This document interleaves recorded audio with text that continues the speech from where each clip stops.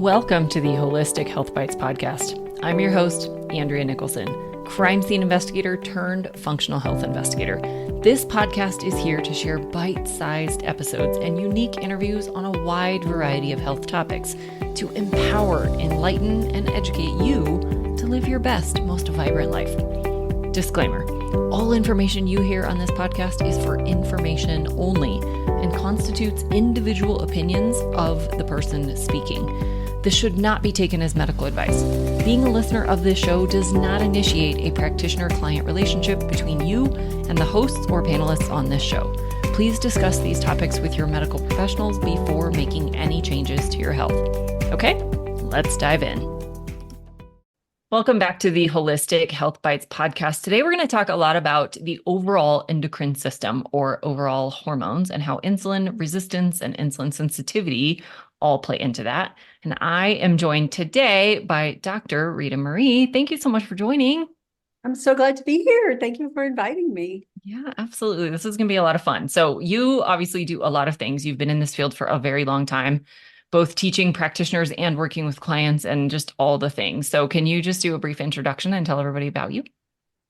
Sure. I have been in practice for over 30 years. I think it's probably going on 32, 33, something like that. Got into the whole holistic space back, in the 1990s, early 1990s, when there was no internet and there was, a lot of people didn't know about this. So, and I did it because of my own health challenges.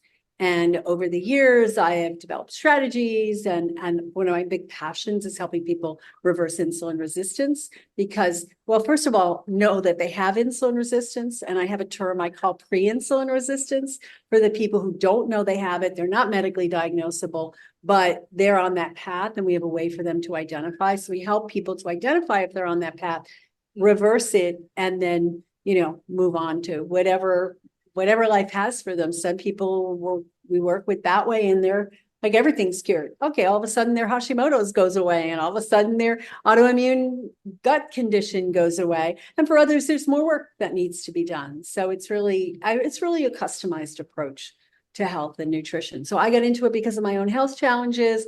I found out when doctors kept giving me medication after medication after medication, I started to do some research on my own and figured out that I ate poorly, thought poorly, did a lot of things poorly, had a lot of exposures, cleaned up my act, cleaned up my diet, cleaned up my mindset, did a cleanse, did a fast back in the day before it was considered normal to fast on a regular basis. And I've been fasting for 38 years. And I've done extended fasts, short fasts, et cetera, et cetera. And I've been doing it and teaching about it ever since. Oh, I love it. All the things. Yes. And I think, just like you said, it has to be customized. It has to work for you. It has to be based on your history, where you are right now, where you want to go, all the things. And yeah, so I definitely want to dive into some fasting information because I think there's a lot of misconceptions around how to fast, when is it good, when is it bad, who should do it, who shouldn't do it, all the things. So I think that could be a great topic. And then, of course, just, all the things that led to all of our health issues, some of the mistakes we were making, whether we knew they weren't so good or things we thought we were actually doing right that actually are not serving us. So I think we have a ton to talk about. So can we just back up a little bit and just give like a foundation for what is the endocrine system? What are these hormones? What do we even mean when we're saying that? Yeah, I think about the endocrine system as the master control system. So every tissue in your body, every hormone, every gland, every organ, whatever, is controlled by hormones. Every single one. Like, you can't think of any. Thyroid hormone controls, there's receptors for thyroid hormone on every cell in the body. There's receptors for insulin on every cell in the body, right? And then there's others that might be a little bit more specialized, but they basically, the endocrine system, the hormone system, is a system where we have release from one source, a chemical messenger that travels around and tells other tissues in the body what to do, what to produce, how to produce other hormones. There's some, like in the pituitary and hypothalamus, that tell the other organs or tell the other hormone glands what hormones to produce or how to produce and when to produce. So it's basically everything's controlled by it. People think of sex when they think of hormones, or they think of thyroid. I mean, that's basically where it goes with people, but your heart is controlled by hormones, your kidneys are controlled by hormones, your immune system, your brain, Everything is controlled by hormones. So it's a master control system. Yeah. And insulin is one of those primary hormones that we really do need to pay attention to. And yet so many of us, so many in the population think that that really only relates to diabetes. And Yes. I think we think of it as a medication because we know of people who have to take insulin injections, but there's so much more to it. And it has so much more to do with a million things, not just diabetes. So can we dive into Everyday insulin health. I specifically? mean, oh, if we don't have enough or we have too much insulin, your health is compromised. Yeah. Everyone's health is compromised. It's not just if you're diabetic. It's not just if you have diabetes in your family. And so many people are right on that precipice of having problems before they're even diagnosed, because we can go on for days about the shortcomings of the traditional medical system or conventional medical system in measuring for insulin resistance, pre-insulin resistance, which is those stages that nobody's talking about. And that's what I help people to do. If you got diabetes, you know how long that stuff's been out of balance? What, 20, 30, 40, 50 years even?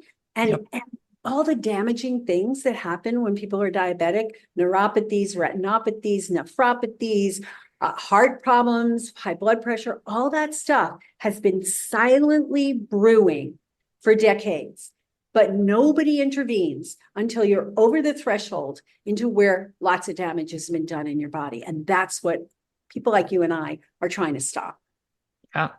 So let's define some of those conditions. Like type 2 diabetes, I think most people are pretty familiar with, but we can start with that and then kind of work backwards in the progression to like the pre-insulin resistant stages. All that stuff. Exactly. And I have a really cool chart. People love it. You know, it shows diabetes over here, but the spectrum of disorders that are leading up there. So we have diabetes, full-blown diabetes. Your blood sugar fasting is usually over 120, 125, depending on who you talk to, on 3 consecutive occasions, which, by the way, might be 6 months apart because most people don't go to their doctors every other day. So I teach people how to measure their own glucose at home. So it's been that way. It's been going on for a long time, and it's really damaging. Insulin resistance and metabolic syndrome. So let's define the difference between those. Insulin resistance is a state where the body's producing plenty of insulin, too much insulin, and the cells basically, hands over their ears, say, no more, no more, no more. We don't want to be damaged by all that insulin. And then what happens is the sugar sits in the blood and builds up to dangerous levels. Generally in medicine, it's above 100. So if your blood sugar is 100 fasting, then you're considered insulin resistant. Metabolic syndrome is insulin resistance combined with lipid abnormalities, blood pressure abnormalities, high cholesterol, high LDLs, low HDLs, high triglycerides. And then usually people are found to be in that situation and put on medications. And a lot of times they just ignore the insulin resistance part because they're not diabetic yet. They're just metabolic syndrome. And there's no medication to lower the insulin. They don't have a medication for that, right? That's diet, lifestyle factors that we can easily control. It's choices. Every day, people get to make choices all day long, right? And if you make the right choices, you go down the path towards health and happiness. And if you make the wrong choices, you're in the doctor's office every couple of weeks trying to get a new medication for whatever new ails you.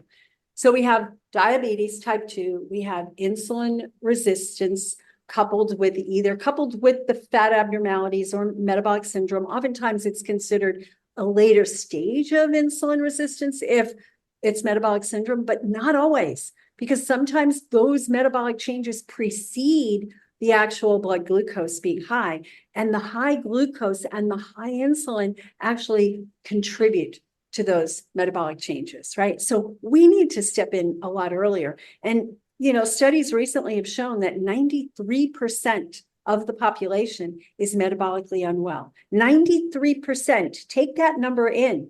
If you're sitting there going, oh, I wonder if I am, chances are pretty good you are, right? Chances are pretty good that what we're talking about affects you. And do you want to find out after you're diabetic and maybe the eyes are starting to go and you've got neuropathies, or do you want to find out decades before and prevent yourself ever from going there? That's the stand I take with it, because it's too dangerous to go there. Once you've gone there, there's a lot of damage. Yeah. We've had people who are not even diabetic yet, right? That's the key word. You go to the doctor and they go, oh, you're not diabetic yet. I don't need to run your A1C. No, I don't need to yet.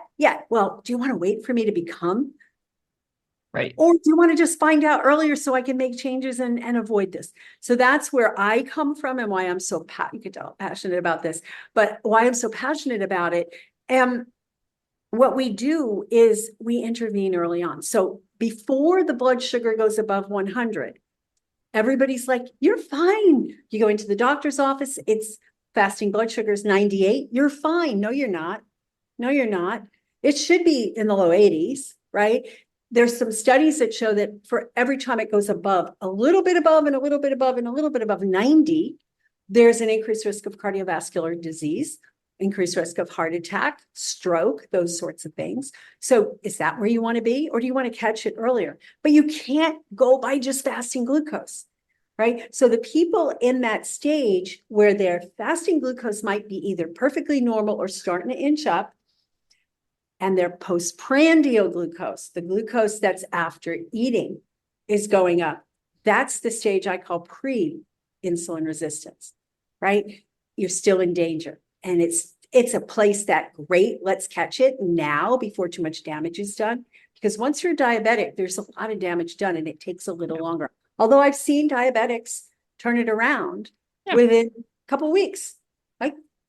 Couple of weeks. So that's the stages. And I was starting to say earlier, we've had people come in and their feet are tingly and they're numb and they're feeling this and they've read about it and they go to the doctor and say, is this related to diabetes? And they go, you don't have diabetes yet. And it turned out they did have retinopathies. Yep. And this one person I'm thinking about had those situations happening. And they went in and got his A1C at a health fair because the doctor wouldn't run it. It was 10. It should be 5. Yep. So he was having huge spikes and then huge dips to balance it out so that in the morning his blood sugar was just 98. He fell through the cracks. He's not alone. A lot of people are falling through the cracks. Yep. And insulin is actually the first one that gets dysregulated, and no one's even looking at that. Nobody looks at that until you're even type 2 diabetics. They don't run that on regularly. Nope. They run it on type 1 because they want to see if they're regulating their insulin intake. Seriously? And I have a client right now who was diagnosed as type 2 by his medical team. He was on all the different drugs, including insulin, has tried all the things over the years. And they really never even looked at those values. And when I ran his labs, he actually has low insulin. He's not a type 2. So he's not a type 2. I've had that happen. Type 2. He's a latent autoimmune. And then you run the antibodies to show and it's a different way to approach it too, because you have to treat that as an autoimmune condition, not just a blood sugar dysregulation condition. Yep. But it's so important to know what's actually going on instead of just guessing you have high blood sugar, you're type 2. No, there's a lot of things that could be going wrong here. We have to look at the full picture. We can't just hyper focus on one number.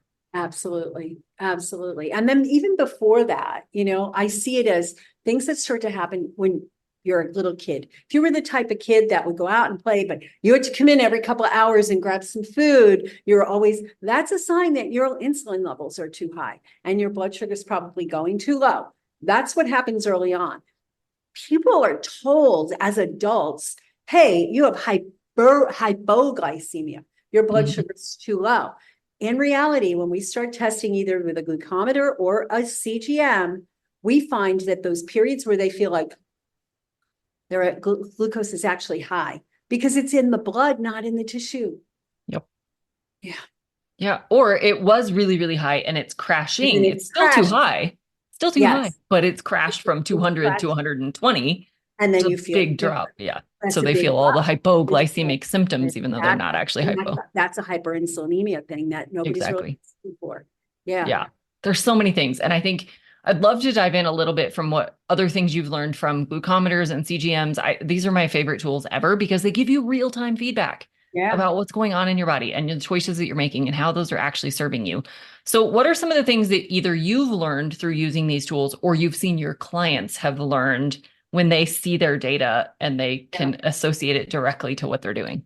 Absolutely. And seeing the data is critical. And I started out when I started really teaching this in masses. I always taught it to my patients one-on-one. It's about 12, 13 years ago, maybe. And we started to do this and get people to get a glucometer and measure their glucose. And it was hard. It's a hard sell because they're measuring it a lot because you want to catch their peaks. You want to see how high it goes. So I had them testing before they ate and then every 15 minutes until it went back down to baseline. And what we found was that those surprises, so that was one of the big surprises. Somebody said to me, oh my God, I had one of those hypoglycemic spells and I tested my blood glucose and it was 200. And all I ate was some raisins on the salad that I've been eating all along that didn't do anything to my blood sugar. And we're like, okay, some people are very sensitive to sugars, not even refined sugars, raisins, pineapple, apples, grapes, pears, blueberries even, which are people whose blood sugar goes up too high after eating blueberries, right? So they find out like, oh my God, I had no idea that I've been eating that food my whole life. I had no idea it was causing the blood sugar spikes. We have people who find, oh, every time I talk to my, you name it, person on the phone, my blood sugar goes up. Like, duh, stress, right? Cortisol raises blood glucose. We find people who can find their sweet spot of exercising because they find out that certain times they go out, if they do like a walk around the block, their glucose is high, it goes nice and down, the body uses it. But if they go out and do really intense exercise, then sometimes the blood sugar goes way high. And that's because the body's releasing stores. It's not enough in the blood. So they find out so much and it helps them to actually make the changes I would have told them to make anyway. But it also helps me to see those fine tuning, like, oh, you can eat pineapple, but you can't eat mango. You can eat this much pineapple, but not this much pineapple, right? If you eat your tortillas, you have to have your tortilla with a big salad. Otherwise, all kinds of great stuff. So it helps us to really fine tune the diet and not have people have to go off of everything. I mean, I take people off of sugar. And everybody gets off of sugar, agave, maple syrup, all that stuff, because that's going to shoot it up regardless, and it's not good for you anyway. But if somebody can get away with this much, well, I don't know, blueberries, right? They can eat this much blueberries, but if they eat a whole bowl of blueberries, their sugar goes up. Okay, you're going to have to be fine with just eating a small amount. You don't have to give it up completely. So it teaches me how to help people to eat right, to exercise right, to think right, lack of sleep, right? All kinds of stuff it teaches them about. Yep. And I think that's the beauty of being able to use these technologies that we have available to us today is we can really personalize it. Yes. I mean, random things you would never think would spike some people, like tomatoes, are incredibly big spikers for some people. Or tomato sauces. I mean, it just varies. Well, sauces for sure. Cooked tomatoes for a lot of people. Yeah. Right. Raw tomatoes, maybe not. Right. But yeah. Yeah. The concentrated stuff. And so, I think there's so many things that we can then personalize. And it's like, well, I don't want to give up my blueberries. All right, well, let's see what we can combine them with. Exactly. That maybe will blunt that response a little bit. Like some almond butter or some other protein source or something. Like there's so many games. Are the best. Yeah. People want to give the fat, but there's some indications that the fat with sugars is not so good. Right. But the greens are loaded with fiber and all kinds of phytonutrients that help the insulin get into the cells with the sugar. So, I really help them to do that exactly, combine. But I really have found that the greens are the best. Greens. Yeah, I love that. So tell us a little bit about how insulin directly correlates to all the other hormones in the body. How does it play a role in whether it be sex hormones or thyroid or, whatever other hormone is in the body? How does insulin really have an impact in that? Yeah. So to understand some of that, there's a lot of ways, but you have to understand the concept of insulin resistance. So insulin resistance is that the insulin can't get into the cells. There's plenty of insulin to deal with the blood sugar, but the cells have blunted the entry, closed the door to the entryway. what it turns out is that insulin also closes the door on cells to other hormones, and it can lead to thyroid receptor resistance, progesterone resistance, estrogen resistance. So when you get those resistances going, because people have symptoms of low levels of the hormone, but when you test their blood, the level's high, right? Like, so a diabetic who has insulin resistance versus a type 1, they have symptoms of high blood sugar. They have symptoms, actually, a lot of them, of low blood sugar, because it's all in the blood and it's not getting in. Same thing with thyroid. Some people have symptoms of low thyroid, but you test them and the thyroid numbers look fine, but it's all in the blood and not getting into the cells and into the nucleus of the cells where it needs to take action. So that's one way. It directly affects thyroid by affecting levels of TSH, by affecting the conversion from T4 to T3. Right? So all of these things make a difference in it. And insulin can lead to inflammation, and cytokine release affects the hormone receptor function in just about every one of them. There's so many ways. I mean, it affects the gut. It affects, in fact, some of the medications these days now are working on that effect in the gut, the glucagon-like peptides that get produced in the gut. So there's so many places. And if you don't get insulin balanced, it's really hard to get the rest of them balanced. Yeah. It really is. So is that your approach then? If you find someone who is having these thyroid issues, but their thyroid levels look fine, so clearly it's a receptor issue and things just aren't getting into the cell where they need to go, is that your first place you start, is trying to lower the insulin and kind of repairing the insulin resistance? I have a pyramid of approach. So somebody comes in with symptoms. The typical medical approach is, this is the symptom, let's test to see, and let's give you something. A lot of folks who go into functional medicine will do the same thinking set. Oh, this is what's the symptoms. Let's just say hot flashes, for example. You're having hot flashes, and we're going to test your estrogen, progesterone, all the balance. And if they're out of balance, we're going to give you bioidentical hormones, or we're going to give you, black cohosh or any of a number of herbs that might affect that.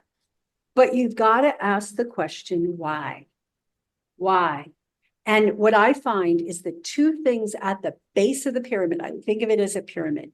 The base of the pyramid are gut and insulin. And everybody comes in no matter what. We check to see if insulin problems are an issue.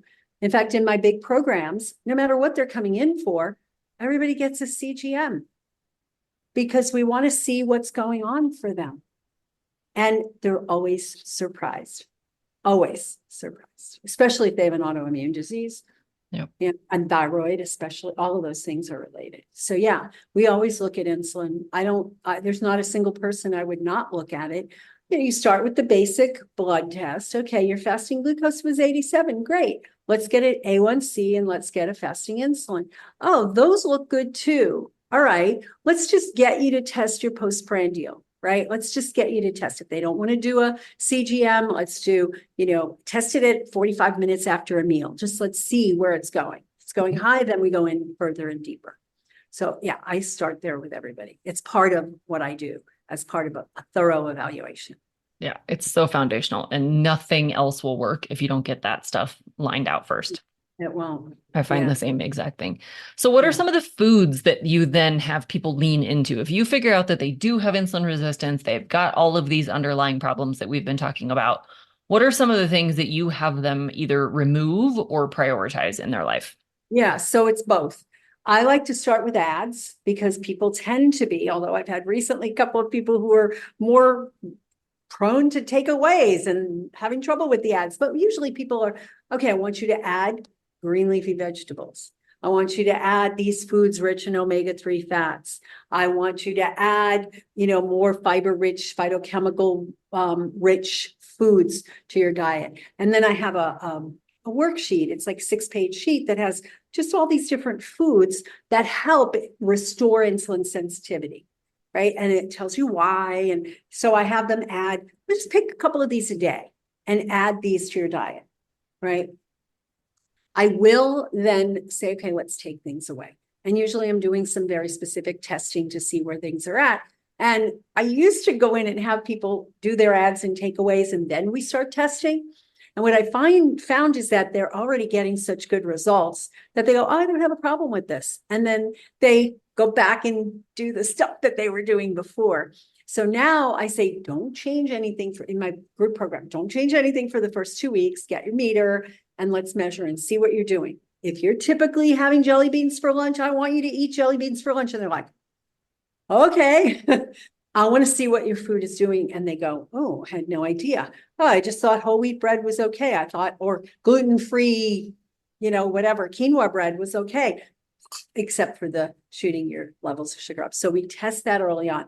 What do we take away? Well, we take away the obvious, the refined sugar, but also all of the sugars that are taken away from their fiber constituents. So maple syrup, honey, agave nectar, you name it, anything that's a refined sugar, we take away.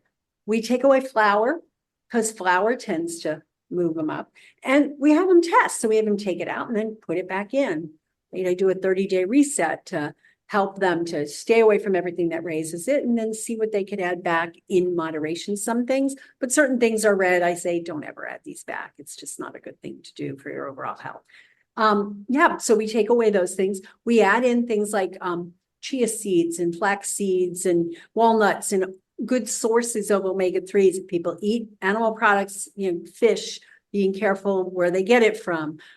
We add those things in to give them a good balance, but we're taking away the salami and the bologna and the processed meats and the mayonnaise and all the hydrogenated heated oils. We're taking those things away, but I like to give them things to replace it with. Yeah. I think there's definitely a balance between, we have to make sure we're getting all the essentials that we actually have to survive. Right. But we do have to remove the offending foods. Yeah, I mean, there are things that are directly causing these problems, and no amount of supplements or amazing food is going to overcome the things that are directly causing harm. So we definitely need both sides of that. So I think that's great. What about some things that are maybe not food related, but all the other lifestyle things? I look at a 5-point thing. We have to have consistently good nutrition. We have to have consistent movement, whatever that is appropriate for you. Some people it's running, some people it's walking, some people it's, doing sit-ups or push-ups. Some people it's just dancing in their living room, and whatever it might be, whatever your level of fitness, you have to be moving consistently every day, because that's going to lower the response, increase the sensitivity of those cells. So if you have a muscle cell that's untrained versus trained, the trained muscle cell is going to be much more insulin sensitive. So we make sure they're getting the movement. We make sure that their stress is addressed, because cortisol raises blood sugar. So we do some things, whether it's tapping or heart math or yoga, meditation, whatever their favorite, whatever the practitioner's favorite thing to do and to teach. You teach, because they have to get that level of stress down. I love that people are doing all the wearables, right? And now the Oura Ring even tells you your stress level. So you can look and go, okay. Oh, let me meditate. Let me get it down. Because they know that if that's going up, they're going to see a shift. And people who are doing both, like an Oura Ring and a CGM, they see the correlations as well. So that's important. The one that people don't like so much is sleep. Because everybody's like, well, I'm just going to stay up and get a lot of done. And it's like the badge of courage and the badge of honor. And I was like that. That was my biggest problem. Now I'm in bed by 9:30, 10 o'clock every night. That's it. Sorry, it's past my bedtime. I got to go. Yep. Because it's so important, because you're healthy. You don't have any signs of insulin resistance, pre-insulin resistance, anything. But you have one night of bad sleep, like baby that kept you awake, you're going to be insulin resistant the next day. So a tip I tell people, if you had a bad night of sleep and you normally don't eat high glycemic foods the next day. Give your body a break. Yeah. Which is extra hard to do when you're sleep deprived. You're going to have way more cravings and way less inhibitions. Ghrelin, leptin, ghrelin goes up, leptin goes down. You're like, just give me food. And of course you're not craving broccoli, right? And you also don't have the energy to make a whole meal and all the things. So you have all these factors that are working against you when you're sleep deprived. And it's just the worst possible scenario to be in. Absolutely. For sure. And the last thing I teach them is the timing, because people have been taught over the years, especially people who are trying to lose weight, eat every 2 hours to keep your blood sugar steady. It's the worst thing you can do, 4 to 6 minimally, right? Now, you can't necessarily, if you have to eat every 2 hours because of how your body feels, you have to slowly increase that. We've had people who tried going from that to 6 hours, and they're like having heart palpitations and they're getting sweaty because their body's going into stress response. So just everything we do, we just ease our bodies into it. And when we can make those changes, life goes on. We have people reverse their insulin resistance in no time. We've had people reverse insulin resistance, Hashimoto's, hypertension, and who knows what else was going on with them in like 3-4 months. They're completely gone at age 65, right? Like somebody who's 22 and you go, oh, they're more resilient. No, right? So it happens when you take charge and you make changes and you make choices that affect your body in a positive way. It a lot of times it happens really fast. Yeah. So that reminded me, we were going to talk a little bit about fasting. So I do want to circle back to that because I think it's such a big, important topic that people are either scared of it or obsessed with it. And there's a happy way in the middle where it's a healthy thing. It's not an obsessed thing. So how do you approach the topic of fasting with your clients? There's lots of different kinds of fasting, right? There's what people are calling intermittent fasting, which is really time-restricted eating. You're eating within a certain window and fasting within a window. We have to realize that healing happens in the fasted state, nourishment and buildup happens in the fed state, and we need a balance between them. Unfortunately, people are eating right up until bedtime. They're eating first thing in the morning. Some of them are getting up in the middle of the night and going to the kitchen and getting a snack. And we need to give the body a break. We need, I think, at least a 12-hour break at night. I don't even consider that fasting. I just think of that as good sleep hygiene, good overall.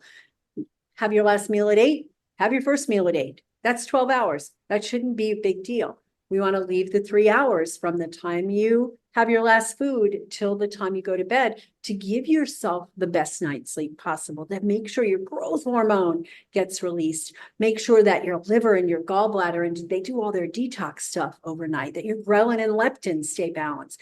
I call it the hormones that dance in your sleep. There's all this whole symphony of hormones that are acting. And if you throw it off by eating the last meal right before you go to bed, having a bowl of ice cream or the chips on the couch and the glass of wine, you're thrown off your sleep. And that's going to throw off your mental stability the next day, your insulin sensitivities, your cortisol levels, everything, all your hormones.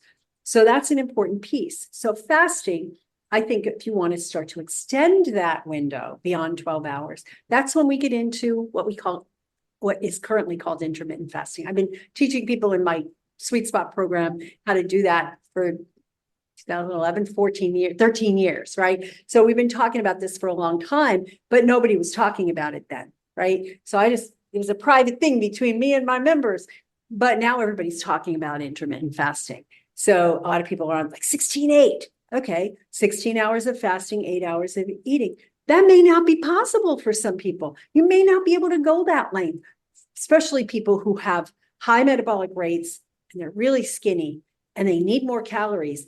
It's really hard to get it all in an 8-hour window without stuffing yourself, right? So you have to figure out, is fasting good for you? And what's your ideal fasting window? So I always tell people, just get to the 12-12, just get there, because that's what everybody really should be doing. There's rare situations where that's not going to work.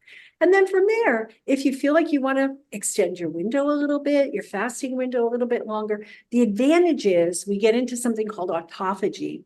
When we've been in the fasted state for, some people say 15 hours, some people say 18 hours. Nobody knows for sure, somewhere in that range. But we get into this state where the body starts like eating away damaged tissue. Autophagy is a great state to be in.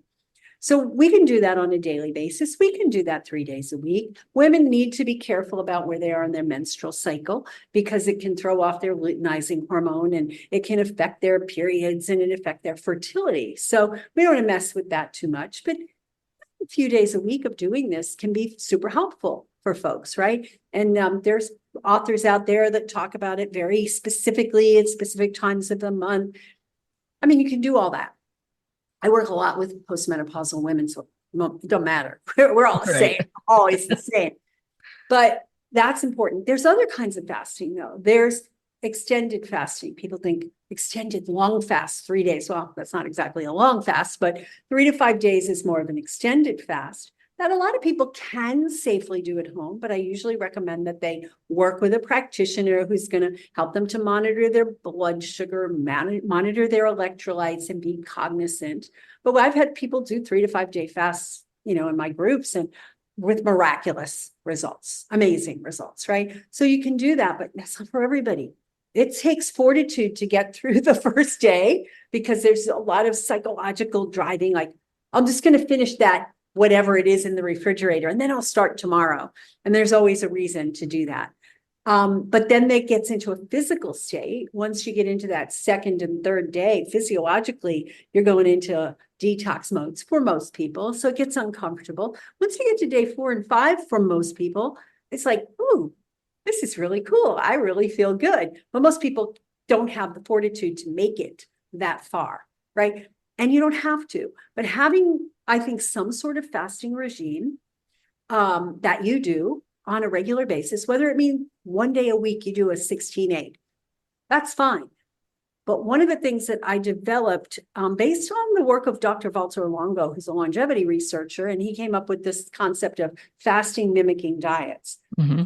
And you can actually eat in such a way that it mimics the effects of fasting. Is it 100%? No, but it mimics. So I took his research and I looked at what his macronutrient ratios were, and I created a 5-day plan, a 5-day program where you eat every day. You start out with like 1,100 calories, maybe 40% of what you normally would eat or 50% of what you normally eat. And then it goes down from there. And it's whole foods. It's all plant-based because that's what the research showed. And people are feeling full. They even say to me, I can't eat all the food on the menu plan. It's too much for me. Do I have to? I'm like, no, you can eat less. You just can't eat more, right? Because they're feeling so full and satiated. And then we have people by day 5 whose fasting and glucoses are perfect. And if they test insulin, then the fasting insulins are good. And then their ketones are in a really great place. And they're like mental clarity, they're losing weight. That's something you can actually do once a month.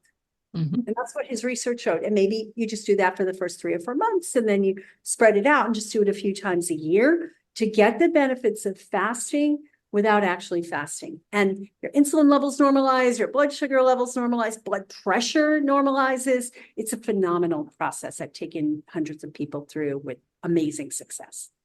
Yeah, I'm a big fan of fasting as well. And I know it like you, it doesn't work for everyone. There's no perfect regimen. There's no perfect schedule. I think the thing that we really have to be mindful of is how we break the fast. Oh, yeah. What you do at the end of the fast when you start eating again makes all the difference. That's actually more important than how long you fasted for. Exactly. So definitely don't fast so that you can binge. No. Don't fast as a punishment because of something you already ate. Like, we really have to approach it with the right mindset, with the right healing attitude, Right. with the right intentions, and then come out of it the right way too. Or you not only undo all the benefits you just got, but you actually set yourself back even farther. And it can actually be really dangerous if you come out of it the wrong way. So I don't know if you have any thoughts on, like, what do you recommend for people, even after just like 16-8, but especially after a longer fast? Yeah, 16-8, it's not as critical, but I think that the first meal, I like to have the first meal be nutrient dense and easy to digest, especially 16-8, not so much, but I mean, that's how I eat anyway, is a salad, vegetables. If you're doing it 16-8 every day, then you just have to get into what's a good meal for me to maintain my weight or, continue my health goals. But for a longer fast, if you haven't put food into your body for 3 to 5 days and you sit down and eat pizza, your body's going to revolt. It's going to revolt. So my typical, if I do, one year I did, 2019, I did every 6 weeks, I did a 5-day fast. And I wanted it. I kept wanting it. And then towards the end, I spread it out a little more. And then by the next year, I was like, no, my body doesn't want to do it quite so often. Right. But it was for whatever reason, my body needed it, wanted it then. But I always broke it with something easy. Now, personally, I digest fats really well. So I would have a half an avocado blended in the blender with a cucumber. and I would look forward to it because it was so yummy and delicious, right? But something like that, maybe it is just a juice. Maybe it's a light smoothie, not like with 5 pounds of kale and broccoli in it, because it's going to be hard on your system, not too much fiber. And you break it that way. I don't recommend breaking it with animal products because those are harder to digest. And a lot of people put it out there that they do. So maybe it works for some people. Doesn't work for me, doesn't work for other people I've worked with. But easy to digest foods that are nutrient dense. Probiotic rich foods. That's another thing I often break it with is coconut yogurt, right? Something like that.